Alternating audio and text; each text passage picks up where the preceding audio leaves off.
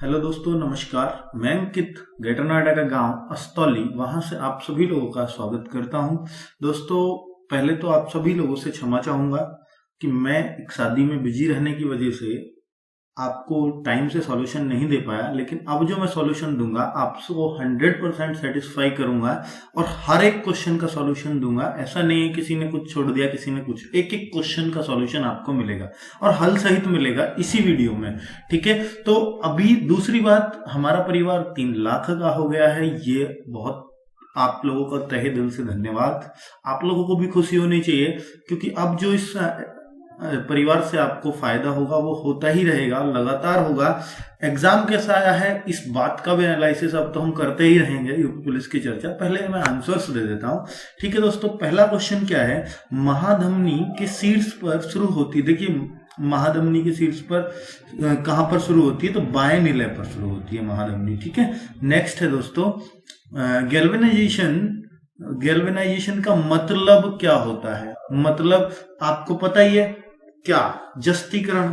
तो लोहे का गैल्वेनाइजेशन की हिंदी जस्तीकरण है। ठीक है, इसलिए उन्होंने जस्तीकरण न लिख के फिर तो पहचान में आ ही जाता, तो जस्ता उन्होंने ऐसे ना लिख के आपको ऐसे दे दिया है क्वेश्चन। ठीक है, तो C60 एक अणु है जिसमें ये होता है दोस्तों। इसका तो ये तो बहुत मुश्किल क्वेश्चन था, पर कोई बात नहीं, आप सिर्फ आंसर ले लो। नहीं लगाया होगा बहुत लोगों ने, क्योंकि केमिस्ट्री के अंदर घुसा है इस क्वेश्चन के साथ वो।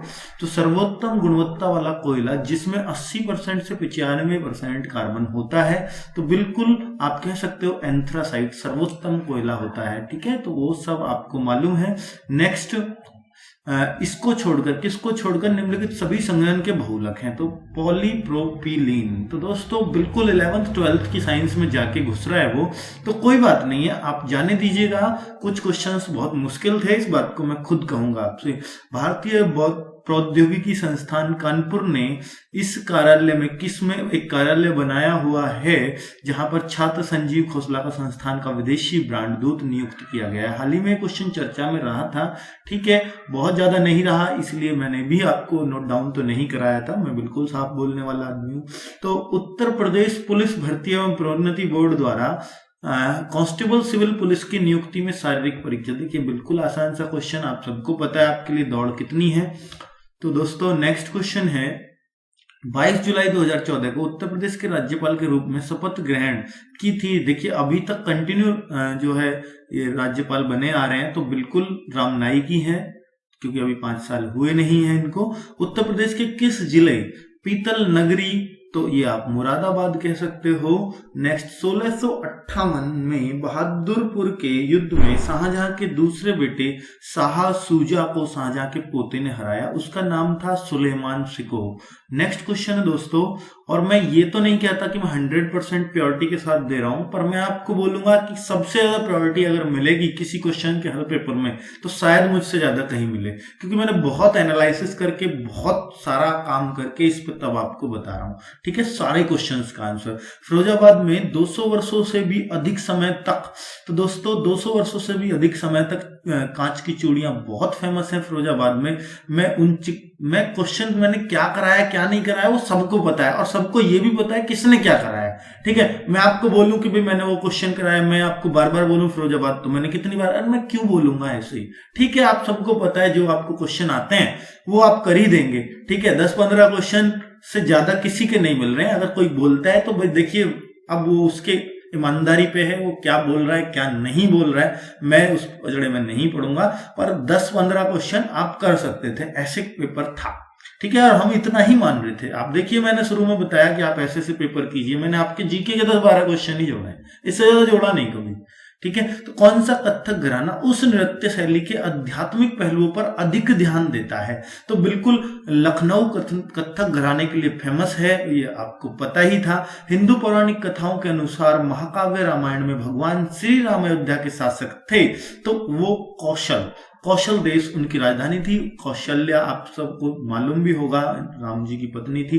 किस भारतीय ने अर्थशास्त्र में नोबेल मेमोरियल पुरस्कार जीता? अर्थशास्त्र में नोबेल सिर्फ एक को ही मिला है आज तक, वो है अमर्त्य सेन। ठीक है। तो भारतीय मुक्केबाज MC मैरी कॉम द्वारा लिखित आत्मकथा काफी चर्चा में रही थी, अनब्रेकेबल, ठीक है। नेक्स्ट, 65वीं राष्ट्रीय फिल्म पुरस्कारों में किस फिल्म ने सर्वश्रेष्ठ लोकप्रिय, बिल्कुल हमने करंट अफेयर्स में आपको कराई, मैं नहीं बोलूंगा, चलो मैं नहीं बोलूंगा, ऐसे बोलने से आप जिग गए होगे अगर मैं बार बार ऐसे ही बोलूंगा, ठीक है। अर्थशास्त्र विज्ञान के लिए 2018 का नोबेल पुरस्कार विलियम डी नॉर्डहॉर्स्ट। देखिए दोनों अर्थशास्त्र का पहला क्वेश्चन भी कुछ लॉजिक सा नहीं लग रहा पेपर में, अर्थशास्त्र का ही पहला क्वेश्चन पूछा अमृत सेन वाला ही, अर्थशास्त्र यहाँ पूछ ले, क्या इतना इंपॉर्टेंट हो गया क्या अर्थशास्त्र? चलिए ठीक है, यूनाइटेड किंगडम पूछा ही है तो बिल्कुल ठीक है, बिल्कुल आपको पता ही होगा, ये बताया हुआ क्वेश्चन है। आगे, निजी और संवेदनशील जानकारी जैसे क्रेडिट कार्ड नंबर, व्यक्तिगत पहचान और खाता उपयोगकर्ता नाम और पासवर्ड प्राप्त करने की धोखाधड़ी दोस्तों ट्रोजन होनी चाहिए, बाकी तो मुझे इसका बहुत ज्यादा आइडिया नहीं है, फिर भी आप सर्च कर लीजिएगा, ट्रोजन ज्यादा ठीक लग रहा है। चित्रकूट जलप्रपात भारत के किस राज्य में स्थित है? आप कहेंगे छत्तीसगढ़। नेक्स्ट क्वेश्चन है दोस्तों, वेनेजुएला की राजधानी कराकश है, कराकश।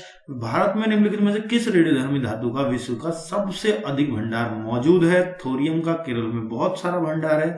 नेक्स्ट है दोस्तों, ऑस्ट्रेलिया के एकमात्र द्विपक्षीय राज्य का नाम, ये तस्मानिया है, तस्मानिया, इसको पढ़ो। और ये पता है अंग्रेजी पे ज्यादा डिपेंड हो रहा है पेपर, कई चीजें हिंदी में गलत कर दी हैं, एक शिफ्ट में तो बिल्कुल डिजिट ही चेंज कर दी साझे वाले क्वेश्चन में, मैं दिखाऊंगा उस क्वेश्चन को भी आपको, कौन सी शिफ्ट में है वो मैं बताऊंगा, अभी मुझे ध्यान नहीं है फर्स्ट में या सेकंड में। तो बिल्कुल अंग्रेजी में ठीक था और हिंदी में बिल्कुल गड़बड़, मतलब खराब ही कर रखा काम। निम्नलिखित में से कौन सा शहर गोदावरी नदी के किनारे स्थित नहीं है, वो शहर आपको देखना है। तो दोस्तों इसमें है जो नहीं है वो है नवसारी शहर, ठीक है। तो इस क्वेश्चन का, क्योंकि हम लोग इसको जल्दी में पढ़ जाते हैं, नदी के किनारे बसा शहर है, लेकिन ये बहुत मुश्किल क्वेश्चन बना दिया इसको नहीं कह के, तो नवसारी क्वेश्चन इसको कहेंगे, आसान नहीं था। नीलम संजीव रेड्डी के कार्यकाल के बाद भारत के राष्ट्रपति कौन बने? तो आप कहेंगे नीलम संजीव रेड्डी के बाद ज्ञानी चरण सिंह भारत के राष्ट्रपति बने थे। और चंद्रगुप्त के पुत्र का नाम बताएं जिन्होंने ये किया था, तो आपको पता ही है, बिंदुसार चंद्रगुप्त के पुत्र का नाम रहा है। नेक्स्ट, मेखला चादर यह किस राज्य का? ये असम राज्य का है। नेक्स्ट, रविंद्रनाथ टैगोर ने निम्नलिखित में किस देश का, बहुत आसान क्वेश्चन था दोस्तों, बांग्लादेश का। नेक्स्ट, वर्गीस कुरियन को ये राष्ट्रीय डेयरी विकास बोर्ड की NDDB की इसकी स्थापना दोस्तों 1965 में ये अध्यक्ष बने थे वर्गीस कुरियन इस बोर्ड के, और लास्ट तक रहे थे, बहुत बाद तक, करीब 30 साल अध्यक्ष रहे। तो लाल बहादुर शास्त्री थे उस टाइम पे प्रधानमंत्री, वही इसको नियुक्त करते थे। वर्तमान में भारतीय संविधान के कितने भाग हैं? तो आप कहेंगे 25। दोस्तों वैसे तो 22 भाग हैं, लेकिन कहीं कहीं आप देखोगे वर्तमान में 25 भाग, वो इसलिए हैं क्योंकि 3 भाग बाद में जुड़े हैं, जिसको आप 4 का A या 4 क बोलते हैं, 9 का क बोलते हैं, 9 का ख बोलते हैं, ठीक है, AB इस तरह से। तो 3 ये भाग बाद में जोड़े गए थे, इसलिए 25 आप कहेंगे। मुगल सम्राट जहांगीर ने शालीमार बाग का निर्माण किया था, तो आप कहेंगे जम्मू कश्मीर में था, ये श्रीनगर में ये निर्माण हुआ था शालीमार बाग का। वार्षिक भारतीय शास्त्रीय संगीत समारोह सवाई गंधर्व भीमसेन महोत्सव ये पुणे में मनाया जाता है दोस्तों। नेक्स्ट, निम्नलिखित में से कौन सा बैंक भारत का सबसे पुराना सार्वजनिक बैंक है? इलाहाबाद है दोस्तों। नेक्स्ट क्वेश्चन हम करते हैं, वैदिक सभ्यता सरस्वती नदी के तट पर है। नेक्स्ट, जुलाई 1944 में संयुक्त राष्ट्र ब्रेटन वुड्स सम्मेलन किस अंतरराष्ट्रीय संगठन की कल्पना की गई थी? तो आप कहेंगे इसमें विश्व बैंक की। नेक्स्ट क्वेश्चन है दोस्तों, भारत की पहली इंजन विरहित speed train 18 integral coach factory द्वारा विकसित की गई थी, चित्तरंजन पटियाला, आप बताइएगा।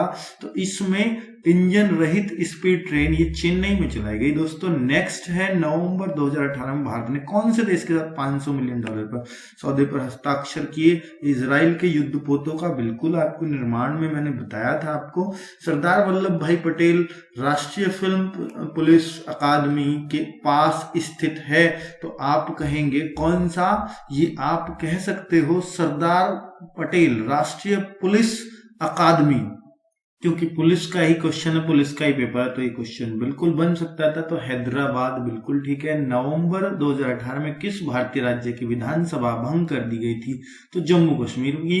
बिल्कुल राष्ट्रपति शासन आपको बताया गया था लगा हुआ है जम्मू कश्मीर में। तो इनडायरेक्ट वे से सारे आप देख सकते हो, इसमें 15 क्वेश्चन आप बड़े आराम से छांट सकते हो, जो आप कर सकते थे, जो मैंने कराए हुए भी हैं। ठीक है, मैं ये नहीं कहता मैंने 15 ही बिल्कुल एग्जैक्ट कराए थे, पर कुछ थोड़ा बहुत बिल्कुल उस तरह से मिल सकता था, क्योंकि मैंने देखो जीके तो आपको पढ़ाई ही नहीं है। ठीक है, सिर्फ करंट अफेयर्स पढ़ाया तो बिल्कुल वहां से क्वेश्चन 2 3 4 तो आपको मिल ही सकते थे। ठीक है, 2 3 क्वेश्चन करंट के। चलिए मैं उस बात पे चर्चा नहीं करता हूं, क्योंकि आपको बहुत बुरे लगेंगे अगर मैं आपको ये बताऊंगा कि मैंने पढ़ाया, वो पढ़ाया, ये पढ़ाया, ये सब बेकार की बातें हैं। अब जितना आपसे हुआ वो है आपके सम्मान की बात। ठीक है दोस्तों, अब मैं जरा आता हूं इस पर मैथ्स के क्वेश्चंस पर। तो चक्रवर्ती ब्याज पर निवेशित 25,000 रुपए की राशि एक वर्ष में 4% प्रतिवर्ष की दर से बढ़कर हो जाती है, तो कितनी हो जाएगी दोस्तों? आप सबको पता है, इसमें 104/100 104/100 नहीं करेंगे, क्योंकि अर्धवार्षिक है। तो अर्धवार्षिक में ये 4% साल के लिए, छमाही के लिए दर हो जाएगी 2%, और समय एक वर्ष में 2 छमाही, तो 2 बार 102/100 102/100 हम कर देंगे। ठीक है, अगर आप इसको कैलकुलेट करोगे, भाग दोगे, तो 26,010 रुपए आपका आंसर होगा। ए ने 75,000 रुपए के साथ एक कारोबार शुरू किया, कुछ समय बाद 37,000। दोस्तों ये क्वेश्चन है वो जो मैं बात कर रहा था, 37,500 रुपए। देखो इसमें आप अंग्रेजी में देख रहे हो। अब इस क्वेश्चन का क्या होगा? कायदे में तो ये होना चाहिए कि हिंदी हमारी राजकीय भाषा है, हिंदी की माननी चाहिए, लेकिन आप नोटिफिकेशन देखोगे ना, उसमें साफ साफ लिखा है कि अगर दोनों में गलत मिला तो अंग्रेजी का ही मान्य होगा, अगर कोई से में। ठीक है, अगर अंग्रेजी में गलत छप जाता है और हिंदी में, तो आप सबको नंबर मिलता है इसका। ठीक है, और हमारा दुर्भाग्य है, हमारा कुछ भी कहिए, कि हम हिंदी में ही पेपर को करते हैं। ठीक है दोस्तों, तो ये तो हो गई गड़बड़। अब इसका आंसर आ जाएगा बहुत आराम से 4। ठीक है, अब आप कैसे आएगा मैं आपको बता भी देता हूं। 75,000 ये 12 महीने तक लगे हैं ये पैसे, और जो 37,500 से मैं इसको करूंगा, तो यहाँ x महीने तक ये पैसे लगे, x महीने तक लगाया, x महीने बाद शामिल नहीं हुआ, जितने महीने के लिए लगाया उसकी तो गुणा करते हैं। अब आप गुणा करोगे और x का मान यहां से आएगा 8। ठीक है, जब x का मान जब तिरछी गुना से आप करोगे 8 आएगा, तो 12 में से घटा देते हैं, क्योंकि 8 महीने तो इसने पैसे लगाए हैं।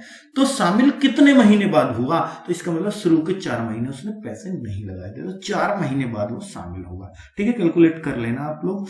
एक छात्र के अंक 68 के बजाय 88 के रूप में दर्ज किए गए। दोस्तों 20 अंक कम हो रहे हैं छात्र के, तो आप ये समझिएगा 68 के बजाय 88 के रूप में दर्ज किए गए, तो 20 कम करने पर सबके औसत में 0.5 20 जगह क्या हो गई, 20 जगह बढ़ गए। तो 0.5 का, अगर ये 20 बच्चे होते, 20 कम करने से सबका औसत एक एक घटता, लेकिन एक एक ना घट के आधा आधा पड़ा हिस्सा में, तो और कम फर्क पड़ा। इसका मतलब बच्चे और बहुत ज्यादा हैं, तो इतने ही ज्यादा, जब 20 पे एक का पड़ा तो 40 पे आधे का पड़ेगा, तो सीधी सी बात है 40 की। तो ऐसे भी इसको सोचा जा सकता है बहुत आराम से। ठीक है, बाकी तो आपकी मर्जी है। नेक्स्ट, ए बी से दुगुना कुशल है, बी सी से 3 गुना कुशल है। तो दोस्तों ये बिल्कुल आसान सा क्वेश्चन था। ए बी से दुगुना, बी सी से 3 गुना, तो बी सी से 3 गुना, ए बी से दुगुना 6, ये इनका रेशो है काम का। ठीक है, अब ये 30 दिनों में काम समाप्त कर सकता है। दोस्तों एक काम का रेशो है, अब आप खुद सोचिएगा। अब मैं इसके अगर समय का रेशो निकालूं तो कैसे निकलेगा, या आप खुद सोच लो, ये 30 दिन में कर रहा, जिसकी काम की क्षमता, ये 3 गुना अधिक कुशल है, तो ये 10 दिन में ही कर देगा, जल्दी निपटाएगा, जब ही तो कुशल है। और ये इसका आधे दिन में ही, मतलब आधे, इससे भी आधा टाइम लेगा, जब दुगुना कुशल जब ही तो माना जाएगा। तो ये किसी काम को 5 में, 10 में और ये 30 में करता है। तो अब आपसे पूछा गया तीनों मिलकर पूरे काम को कितने दिन में करेंगे, तो इनका आप एलसीएम लो 30, तो इससे आएगा 6, इससे आएगा 3, इससे आएगा 1, तो तीनों मिलकर अगर काम करें तो एक बार में 10 खंबे लगते हैं। और काम कितना करना है, जो इनका ये टोटल एलसीएम होता है। तो 30 काम को 10 खंबे रोज लग रहे हैं, 30 खंबे लगाने, तो कितने दिन में लग जाएंगे, ये पूछा। तो उत्तर 3 हो जाएगा इसका। नेक्स्ट है, हवाई जहाज 250 किलोमीटर प्रति घंटे की चाल से 4 घंटे में एक निश्चित दूरी को तय करता है। तो दूरी हो जाएगी दोस्तों 250 की स्पीड है 4 घंटे में, तो 1000 किलोमीटर की दूरी। ठीक है, 1 घंटे 40 मिनट में इसी दूरी को तय करना है, तो उसकी गति क्या होनी चाहिए, उसकी चाल क्या होनी चाहिए, चाल बराबर दूरी बटे समय। तो दूरी बटे समय, समय कितना है दोस्तों, 1 घंटा 60 मिनट, 60 मिनट तो ये रही और 40 ये रही, 100 मिनट ये रही। तो आपका नीचे ये मिनट है, ऊपर किलोमीटर है, तो मिनट को घंटे बनाने के लिए 60 का भाग। ठीक है, तो अभी 60 आप ऊपर ले जाओगे और ये 2 जीरो कट जाएंगी, 60 के साथ 600 किलोमीटर प्रति घंटा चाल आ जाएगी। बिल्कुल क्लियर है ना। नेक्स्ट, एक बस किसी भी स्थान पर न रुके तो 1 घंटे में 45 किलोमीटर तय करती है। देखिए, बिना रुके 45 और रुक रुक के 36, तो आप कहोगे कि 9 किलोमीटर प्रति घंटा रुक रही, तो जितना अंतर है इन दोनों में 9 और बटे जिसपे बिना रुके जो चाल है 45 और गुणा 60 करते हैं, बस इतना काम हम इसमें करते हैं। तो 12 आपका आंसर इस क्वेश्चन का हो जाएगा। नेक्स्ट क्वेश्चन है दोस्तों, किसी आयत की लंबाई तथा चौड़ाई का अनुपात 5:6 है और इसका क्षेत्रफल ये दे रखा है। तो आप बहुत आराम से 5x 6x x इसमें मानना पड़ता और इसको बराबर 6750। अब इसका इसमें भाग दे दीजिएगा, x² बराबर आ जाएगा। अगर मैं 6 से काटूं तो 1, 6 कम 6, 6 दूनी 12, 6 पंजे 30 और 5 से इसको काटूंगा तो 5 से 225 बार कटेगा और x का मान आ जाएगा 15। x² बराबर 225 और x बराबर 15 और x का 15 आ गया। तो लंबाई, तो देखिए लंबाई उसने पहली बोली है, चाहे वो कम हो रही है पर हमें तो इसको लंबाई मानना है। 15 5 75 तो इसकी लंबाई है और 15 6 90 इसकी चौड़ाई है। तो आपसे पूछा क्या है, इसकी लंबाई और इसके क्षेत्रफल का अनुपात। तो लंबाई क्या है 75 और इसका क्षेत्रफल क्या होगा, लंबाई गुना चौड़ाई। ठीक है, तो 75 से 75 कट जाएगा, 1:90 आपका आंसर। 11 से विभाजित होने वाली सबसे छोटी 4 अंकों वाली अंकों के योग और 13 से विभाजित होने वाली सबसे छोटी 4 अंकों वाले संख्या के अंकों का योग का गुणनफल आप बताएंगे। तो 11 से विभाजित होने वाली 4 अंकों की सबसे छोटी आप मुझे बताओ। 11 से विभाजित होने वाली 4 अंकों की सबसे छोटी ये वाली संख्या है और 13 से विभाजित होने वाली, अगर आप इसको 13 से भी काटोगे तो भी यही संख्या है। तो इसके अंकों का योग देखो, 11 से विभाजित होने वाली संख्या सबसे छोटी 4 अंकों की यही है। आपको कैसे निकाली आपने जी, ये तो मैं बता रहा हूं, सबसे छोटी 11 की ये है, 11 से विभाजित होने वाली। तो हम क्या करते थे, ऐसे करते थे, 11 ने 99 1 उतार लिया। अब 11 का इसमें पहाड़ा नहीं जा रहा, तो ये अगर 11 होता यानी 1 फालतू होता तो इसमें चला जाता। 1 फालतू कब होता, जब ये अंक 1 का होता। तो सीधी सी बात है 1001 होनी चाहिए थी। और ऐसे ही आप 13 से चेक करोगे, 13 से 4 अंकों की सबसे छोटी चीज सबसे छोटी लिख लेते हैं, 13 7 91, फिर बचा 9 और 9 के आगे उतार ली 0, तो 13 का भाग दिया 90 में, 13 6 78, 13 7 91, तो फिर 1 की जरूरत पड़ी। भाई यहाँ 91 होता तो 13 का भाग चला जाता, तो भी 1001 ही है। तो 13 से कटने वाली भी 1001 है और 11 से कटने वाली भी 1001 है। तो अब आप क्या करेंगे, इनके अंकों का योग कर लो 2, इसके अंकों का योग भी 2, इनका गुणनफल पूछा, आपका आंसर। ठीक है, ये क्वेश्चन था ये। नेक्स्ट है 13 से विभाजित होने वाली सबसे छोटी 3 अंक की संख्या को। तो 13 से विभाजित होने वाली देखिए 13 7 91, 13 8 104, 3 अंक की संख्या यही है। जो 100 सबसे छोटी है 3 अंक की, इससे ऊपर यही संख्या जो 13 से कटती है। तो अब न्यू पूछ रहा है इसको अगर 16 से विभाजित करें तो फिर कितना शेष बचेगा। तो 13 से विभाजित होनी सबसे छोटी वाली संख्या, पहले ये देखी, फिर 16 से विभाजित करके शेष देख लो, आपका आंसर हो जाएगा। नेक्स्ट क्वेश्चन है 65 61 के वर्गमूल को ज्ञात करके इस संख्या को अपने वर्गमूल से विभाजित करना है। तो सीधी सी बात है, देखो 65 61 से वर्गमूल निकालो, उस वर्गमूल से इसको काटोगे तो उतनी बार ही कटेगा। तो सीधी सी बात है, इसका वर्गमूल ही पूछना चाह रहा है। और वर्गमूल किसके में इकाई का अंक 1 आएगा, देखिए 9 के में आएगा इकाई का अंक 1 और 81 के में आएगा। तो 9 तो हो नहीं सकता, इसका वर्गमूल 81 हो सकता है। तो कितना आसान क्वेश्चन था, वर्गमूल पूछ रहा है सीधा। किसी वृत्त के व्यास को दुगना कर दें तो क्षेत्रफल 4 गुना हो जाता है। हालांकि क्वेश्चन गलत है, मैं आपको बताऊं क्यों, कितना बढ़ जाएगा। अगर किसी का दुगना कर दिया ना 4 गुना तो हो जाएगा, इसको कहना चाहिए था कितना हो जाएगा। लेकिन अगर इंक्रीज पूछा है, कितना बढ़ जाएगा पूछ रहा है, तो इसका आंसर दोस्तों 3 गुना होगा। क्योंकि देखो 100 था 400 हो गया, तो बढ़ा कितना 300, तो कितने गुना बढ़ा 3 गुना। तो ऐसे देखो तरीका तो ये था, बाकी इसने 3 गुना ऑप्शन नहीं दिया, इसलिए हम 4 गुना भी ठीक मान सकते हैं। ठीक है, बाकी अब इसको देखो, इतना शेष है किसी के बैंक में, इतना और जमा कर दिया, फिर इतने निकाल ले तो कितने बचेंगे। कितना आसान क्वेश्चन है, कभी कभी ऐसा भी पूछ लेता। तो 4 1 5 में 3 के 2, तो 57.52, इनको घटाओगे तो ये आंसर आपका आ जाएगा। नेक्स्ट क्वेश्चन दोस्तों मैथ अब खत्म होने वाला है। 3003 से गुणा किया गया है, तो उसको देखिए किसी संख्या को 3003 से गुणा किया जाए, 3003, ठीक है 3003 किसी संख्या को, संख्या मान ली मैंने x, उसको x को गुना किया 3003 से, 7 11 13 का एलसीएम से विभाजित कर दिया, 7 11 13 का एलसीएम यही आएगा, तो गुना मत करो आप, यही रख लो 7 11 13, ठीक है।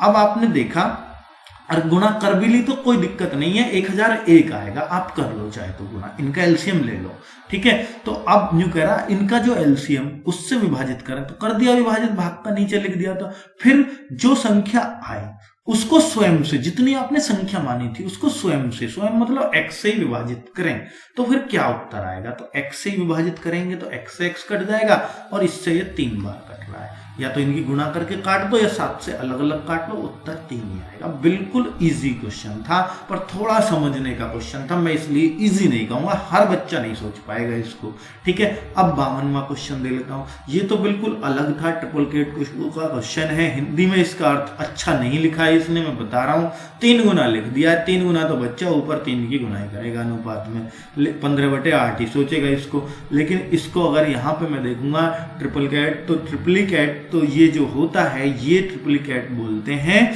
कि इसका क्यूब को, तो दोस्तों क्यूब ही आपको इसमें करना था, 10x + 5 और 42x + 8 बराबर 125 बटे 512। अगर आप तिरछी गुणा करो तो यहां से जो x का मान आएगा बिल्कुल इजीली आ जाएगा, और x का उसका क्यूब कर देना, जो है x का आएगा मान लो 12, तो 12 का क्यूब 1728।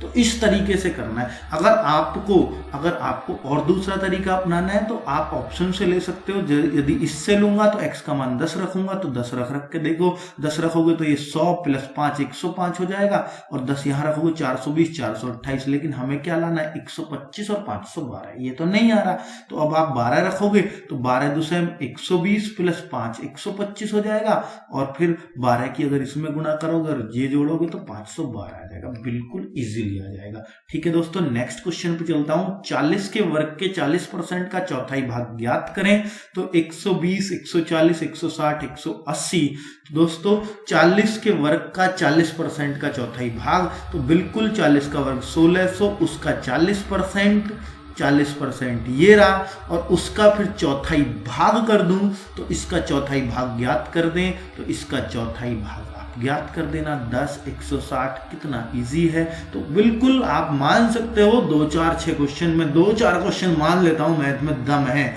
लेकिन कुछ क्वेश्चन तो वाकई में आपको कर देने चाहिए थे, इजी थे।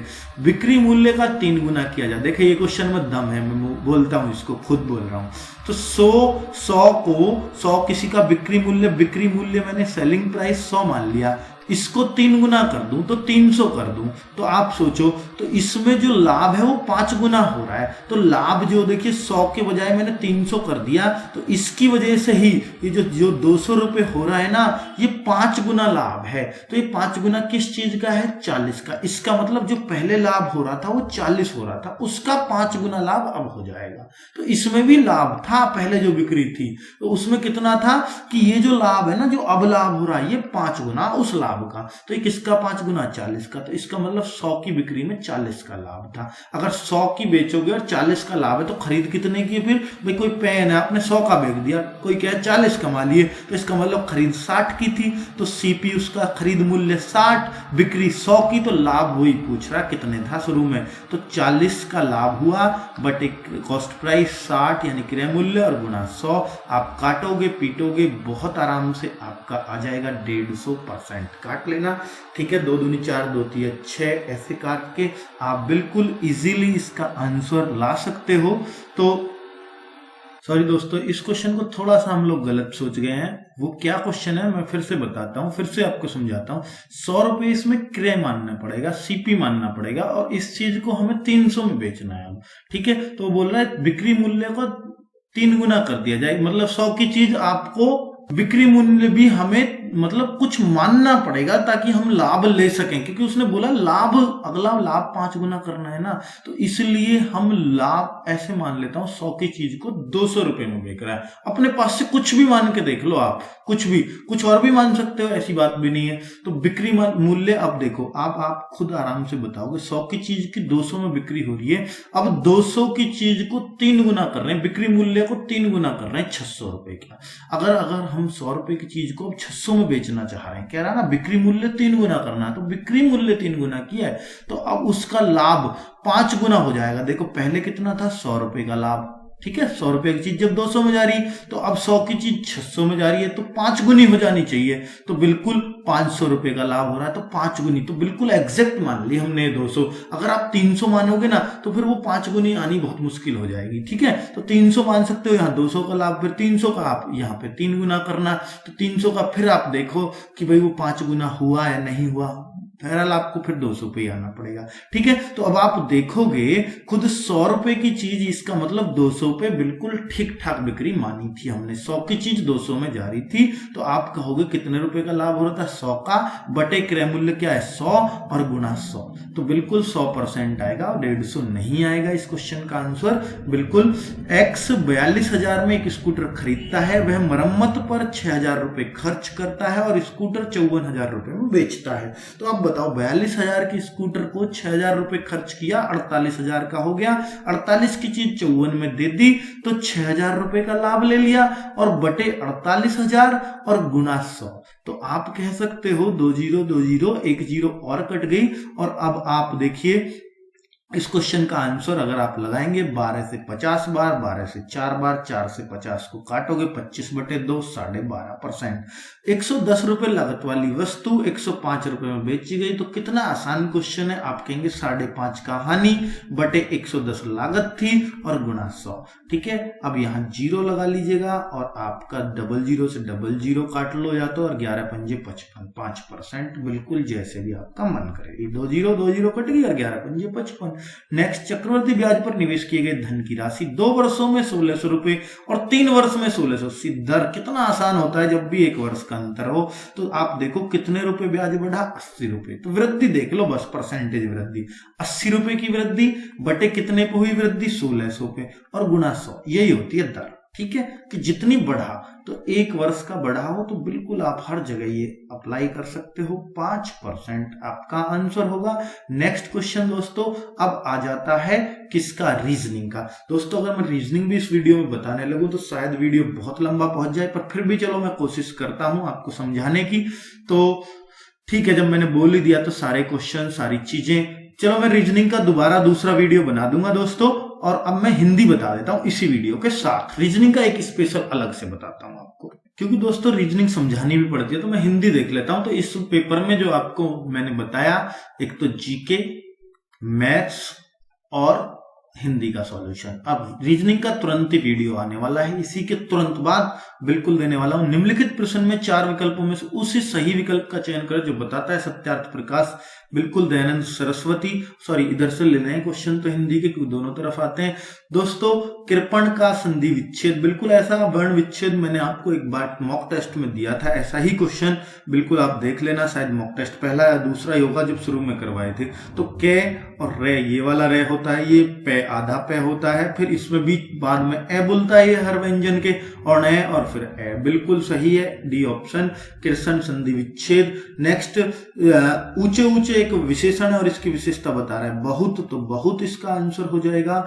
नेक्स्ट दोस्तों है निम्नलिखित में 4 विकल्पों में उस विकल्प का चयन करें जो दिए गए विकल्प का वाक्य का सही विकल्प है। सार्वनामिक सबका नाम।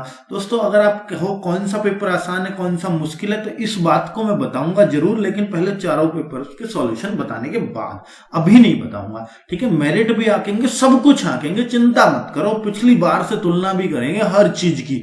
गजानन माधव मुक्तिबोध जी द्वारा रचित नहीं है दोस्तों, ये तो हो सकता है आपने पहली बार नाम सुना हो, मैंने भी कभी इस नाम का जिक्र नहीं किया क्योंकि साहित्य में बहुत सारे लेखक हैं, लेकिन इतना जरूर बता दिया था आपको कि अंधायुग धर्मवीर भारती की है, क्योंकि धर्म में आदमी अंधा होता है, तो ऐसी ट्रिक भी बताई थी, तो आप साफ साफ कह सकते थे कि अंधायुग इसकी नहीं है, ठीक है। नेक्स्ट, नहीं पूछा है उसने, तो निम्नलिखित प्रश्न में 4 विकल्पों में से उस सही विकल्प का चयन करें जो बताता है पृथ्वीराज रासो किस लेखक के, तो बिल्कुल चंद्रवरदाई, बिल्कुल पृथ्वीराज रासो, तो बहुत ही आसान है। नेक्स्ट, दयानंद सरस्वती, ये सत्यार्थ प्रकाश हमने लगा ही दिया। हिंदी साहित्य की ओर से सलाका सम्मान पुरस्कार किस क्षेत्र को दिया जाता है, दोस्तों ये तो साफ पता है, खेलकूद तकनीक की तो यहाँ बात हो ही नहीं रही, संस्कृत की भी नहीं हो रही, तो हिंदी के लिए ही और आप पेपर बनाए हैं, तो इस इस क्वेश्चन का आंसर ये लग जाता। अवध की क्योंकि ये जीके तो पूछ नहीं रहा उस क्वेश्चन में, सीधी सी बात है, हिंदी की बात करेगा तो थोड़ा कॉमन सेंस का कोई क्वेश्चन आ जाता है। अब इस क्वेश्चन को अगर आप पढ़ोगे तो अवध की संस्कृति में सुसज्जित घोड़ा परिवहन, तो बहुत आसान सी बात है। अगर इसको पढ़ लिया तो इस पैराग्राफ के बहुत आसान क्वेश्चन थे, उनका जवाब आराम से दे सकते थे। सामाजिक आर्थिक बदलावों ने किस तरह वाहनों को प्रभावित किया है, तो आपको बताया हुआ है इसने हल्के वाहनों का प्रयोग होने लगा, बिल्कुल हल्के वाहनों का प्रयोग होने लगा। घोड़े के पैरों को किस रूप में सजाया जाता था, बिल्कुल दोस्तों पैरा पढ़ लेना, एक एक बात उसमें साफ साफ लिखी हुई है कि कासीदाकारी के द्वारा पैरों को सजाया जाता। देखो साफ लिख रही है, देखो यही दिख गया, पैरों की सुंदरता बढ़ाने के लिए कासीदाकारी यंत्र का प्रयोग होता था। तांगा किस रूप से इक्के से अलग वाहन है, तो दोस्तों तांगा जो होता था वो इक्का तो एक घोड़े का, तांगा भारी होता था, उसमें बहुत सारी सवारियां जाती थी, तो भारी और बड़ा वाहन। बिल्कुल इस पैराग्राफ को पढ़ो और आपको मिल जाएंगे सारे उत्तर। परिवहन के साधन का इस्तेमाल किसके अनुरूप किया जाता था, सामाजिक प्रतिष्ठा, जो आदमी जितना धनवान उतना ही ज्यादा इक्के का वो रखेगा, जो बेचारा गरीब है थोड़ा, जो भारी सवारी है भारी वाहन रखेगा, जैसे आजकल कोई फॉर्च्यूनर रखता है, कोई अल्टो भी रखता है, तो उसी हिसाब से अपनी सामाजिक प्रतिष्ठा जैसा उनकी कमाई है। तो तांगे और इक्के हल्के कितने प्रकार होते हैं, तो वो दोस्तों 3 प्रकार होते हैं। निम्नलिखित प्रश्न में 4 विकल्पों में से उस सही विकल्प का चयन करें जो दिए गए पद के उचित अलंकार का सबसे अच्छा, तो बिल्कुल रघुपति राघव राजा राम अनुप्रास। देखो अब के ऐसी लैंग्वेज टाइम वेस्ट कर रही थी आपका, ये फालतू में दे रखी इतनी बड़ी बड़ी लैंग्वेज, बाकी ये है सीधा बताओ अलंकार कौन सा। निम्नलिखित प्रश्न में 4 विकल्पों में से उस सही विकल्प का चयन करें जो रेखांकित शब्दों के सही अव्यय के भेद है, तो सीता के आगे रमा खड़ी है, तो के आगे जो स्थिति बताने के लिए तो कभी कभी क्रिया विशेषण भी इसमें यूज हो जाता है, लेकिन मुझे जो लग रहा है इसमें संबंध बोधक ज्यादा सटीक लग रहा है, क्योंकि के आगे मैंने आपको बताया आगे पीछे बिफोर और आफ्टर, ये सब क्या होती हैं बिफोर और आफ्टर। तो दोस्तों आगे पीछे, हालांकि इसमें क्रिया विशेषण में मुझे कहीं ना कहीं लग रहा है 40-60 का लग रहा है, मुझे 60 ये लग रहा है, 40 ये लग रहा है, फिर भी मैं 60 पे ही जाऊंगा अपने संबंध बोधक अव्यय पर, ठीक है। तो नहीं तो स्थान सूचक क्रिया भी आ सकती है, क्रिया विशेषण, ठीक। आगे निम्नलिखित प्रश्न में 4 विकल्पों में से उस सही विकल्प का चयन करें जो अशुद्ध वाक्य के शुद्ध रूप का सबसे अच्छा विकल्प है, तो घूमना सुबह अच्छा है, सुबह घूमना बहुत अच्छा है, तो बिल्कुल ये डी ऑप्शन आपका लग जाएगा। नेक्स्ट क्वेश्चन है, निम्नलिखित प्रश्नों में 4 विकल्पों में उस विकल्प का चयन कीजिए जो छंद के प्रत्येक चरण में कितनी मात्राएं होती हैं, कितनी मात्राएं हैं, तो बिल्कुल आप मात्रा गिनोगे ना दोस्तों, तो 15 इस चरण में आएंगी, 1 2 2 4, तो 4 इस लाइन में है, जैसे 1 2 3 4 5 इसमें है, 1 2 3 4 4 इसमें हो जाएंगी और 2 इसमें हो जाएंगी। आप गिनोगे 4 3 7 4 11 2 13, तो इसमें तो 13 बिल्कुल देखते हैं 1 2 3 4 4 5 6 7 8 9 9 10 11 12 13 14 15 तो हैं।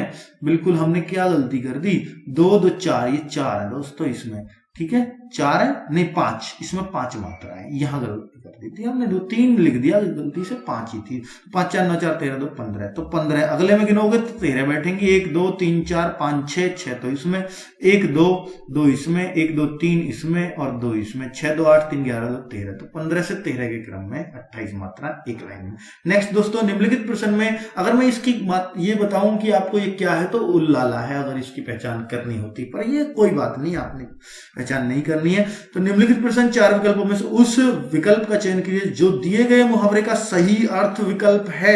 अंक भरना, गले लगाना, किसी को अंक भरना, गोद में भरना, अंक माने गोद होती है, मैंने आपको अनेकार्थी शब्दों में लिखवाया था। नेक्स्ट निम्नलिखित प्रश्नों में 4 विकल्पों में उस सही विकल्प का चयन करें जो बताता है संयोग और वियोग। बिल्कुल कितनी बार मैंने जिक्र किया होगा, श्रृंगार रस 2 प्रकार का होता है, संयोग और वियोग, ठीक है दोस्तों। नेक्स्ट क्वेश्चन पे चलता हूं। नेक्स्ट क्वेश्चन क्या है कि पिताजी पत्र पढ़ रहे हैं, कर्मवाच्य बनाओ, पिताजी द्वारा पत्र पढ़ा गया, बिल्कुल इजी सा ही नजर आ रहा है। तो नेक्स्ट है योजक चिन्ह का सही उदाहरण कौन सा है, तो योजक चिन्ह देखो ये भाई बहन जो एक से शब्द होते हैं, माता पिता, इनमें योजक चिन्ह ही लगता है। नेक्स्ट दोस्तों अब आपका ये चिन्ह योजक है, नहीं ये योजक चिन्ह नहीं है, ये निर्देशक चिन्ह है। नेक्स्ट निर्देशक या जो भी आप कहते हो उसको। तो निम्नलिखित प्रश्न में 4 विकल्पों में से दिए गए शब्दों का सही समास वाला विकल्प चुनिए। सप्त सिंधु, तो 7 सिंधुओं का समूह, सिंधुओं ये सही लिख रहा है क्योंकि ऊपर अंक की बिंदी नहीं है। नेक्स्ट विकल्प उपकार को मानने वाला क्या कहलाता है, कृतज्ञ। नेक्स्ट क्वेश्चन है जिनमें से एक शब्द अनेकार्थी शब्दों का अर्थ है। तो कनक बिल्कुल सोना, कनक का अर्थ होता है। नेक्स्ट है बोतल में दूध बचा है, में इसमें अधिकरण कारक होता है। में निम्नलिखित 4 विकल्पों में से क्रिया का सही रूप बताएं। स्कूल बस 5 मिनट में आएगी, बी ऑप्शन है क्लियरली। नेक्स्ट दोस्तों, अब आपका आ जाता है लास्ट पार्ट। निम्नलिखित वाक्य में संरचना के आधार पर उनके भेद बताएं। रवि दीवार रंगने लगा है, रंगने लगा है। तो दोस्तों रंगने लगा है संयुक्त क्रिया है, बिल्कुल। निम्नलिखित 4 विकल्पों में से उस विकल्प का चयन करें जो दिए गए शब्द का सही स्त्रीलिंग है। हंसिनी, हंसनी, हंसिनी ज्यादा हो जाएगा, हंसनी यही होगा। नेक्स्ट है निम्नलिखित 4 विकल्पों में दिए गए शब्दों का सही पुल्लिंग रूप। विकल्प कुम्हार का कुम्हारिन, बिल्कुल बिल्कुल। तो नेक्स्ट है चुटिया का चुटिया, ठीक है। नेक्स्ट है तो नहीं है। तो पुनर्जन्म, इनमें क्या बताना, उपसर्ग से नहीं बना है। तो आजन्म बिल्कुल है, इसमें उपसर्ग है। पुनर् में पुनः उपसर्ग है, पुनः।